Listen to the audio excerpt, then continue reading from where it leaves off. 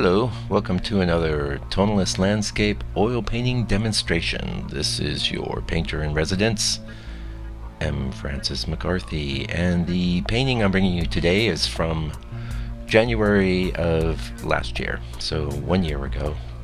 I thought it'd be cool to take a little break from the redos, and the name of this painting is called Afternoon Clouds, and you're going to watch me fail here, and then you're going to watch me succeed. At least that's my view.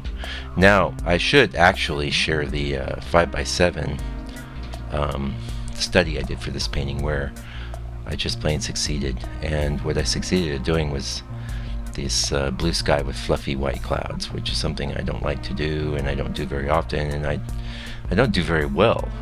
It looks good on the 5x7.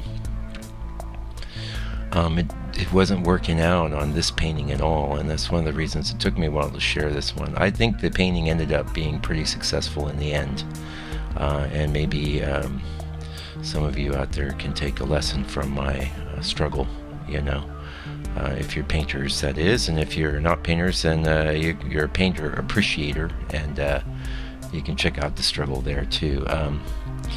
Basically, I felt like the white clouds in this painting ended up looking like piles of mashed potatoes. They just weren't working out, and it could have been the scale, and no doubt it was the scale, because it worked out fine in the 5x7. You never know why. Well, you don't always know why. Sometimes you can't say you never know, but sometimes you just don't know why something's not working out.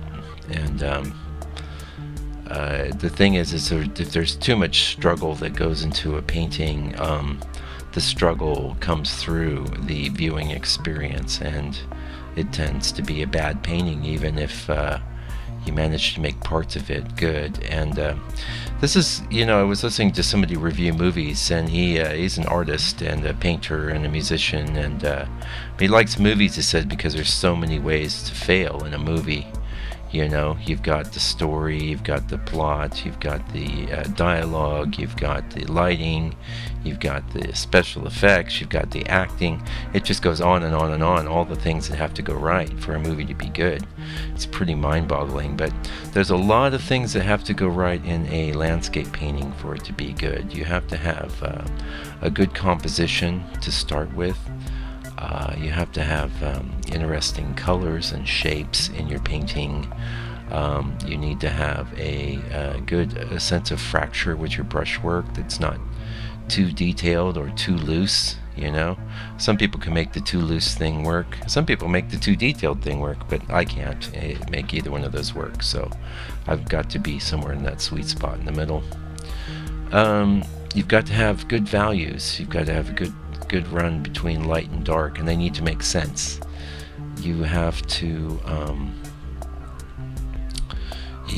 have good edges, especially where your trees overlap the sky, for example, or where your mountain ranges meet the sky. If those edges are too harsh, it doesn't read, and if they're too soft, it looks amateurish.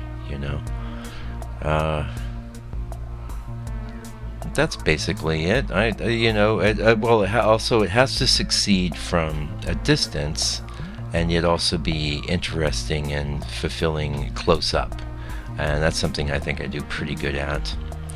And there's probably a few others I'm forgetting, but that's quite a few things that you've got to keep going. And I should say lastly, the scene's got to have, you can make almost any scene interesting, but it has to be an interesting scene that you're painting. It has to be, whether you're installing the interest through color or through composition or through values, you have to make sure it's interesting and engaging for people. Otherwise, and I guess there's another one. Heck, we're on a roll now. You can't have it saccharine, You can't have it too cutesy. This is like the Thomas Kinkade syndrome, and he's an amazing painter. I am not dissing Thomas Kinkade. However, a lot of his work, it's very saccharine, it's a cottage with some flowers, and every color in the rainbow is in the sky, and it's modeling. It's too homey. It's to survive as fine art. It succeeds very well, and I'm one to talk. His stuff is far more successful in the marketplace than my work.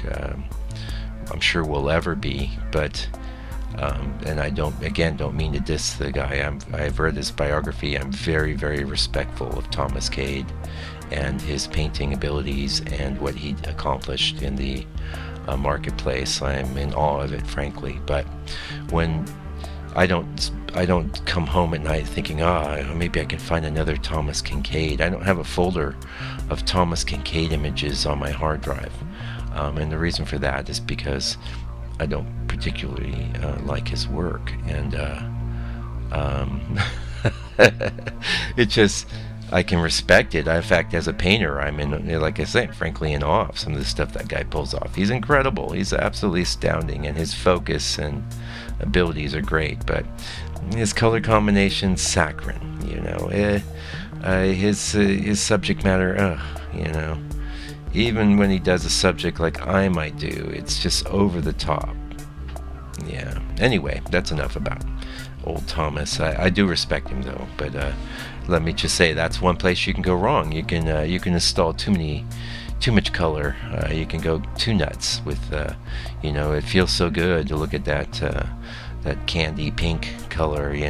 Maybe let's just put that with some bright orange. And go to town. And actually, I have been working on some paintings lately that are purple into yellow. It's my purple into yellow phase, I guess.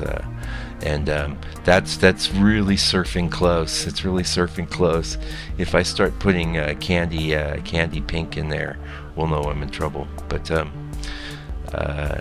me, I've got to follow my bliss. I think I'm in okay, and I'll tone and keep paintings off of all sorts of different things. I'd have to say the purple yellow is a new wrinkle, and a good one. I think a good one. I'll be sharing. I've done a little 5x7 study, and I'm getting ready to do one this weekend. It's kind of I'm calling it a beach scene, but you're kind of zoomed out on the beach, and it's sunset. And it's really all about these sky colors, and absolutely love starting with purple at the top and figuring out how I'm going to get the yellow at the bottom, and that's reds and oranges along the ways and various different tints of yellow and things, and then from yellow into white, right? And that's great. It's a great blend. Love it. I was going to say I'll never get tired of it, but never say never. I might get tired of it. But I kind of came across it in a redo I did, and actually I think I shared on this channel where I turned a daylight scene into twilight. In fact, the name of the video is Daylight into Twilight if you're interested. But yeah, there's the first place where I went purple into yellow, and I just loved it. And but this painting I'm doing, or just finished in the studio, I should say, yesterday. It's 5x7 study, and that it's built in. That's how I intended for when I started the painting. It looks good too. I've had some people remark on it. We'll see. Anyway, we're getting kind of close to the end. This is Sunday, the 14th of January 2018, and thank you for joining me today. All you new subscribers, thank you so much for subscribing. I will keep the content coming, and welcome aboard. Also, hey, there is some other content available to people on my mailing list, so check that out if you're into it. And we'll see you again real soon. Meanwhile, take good care and stay out of trouble.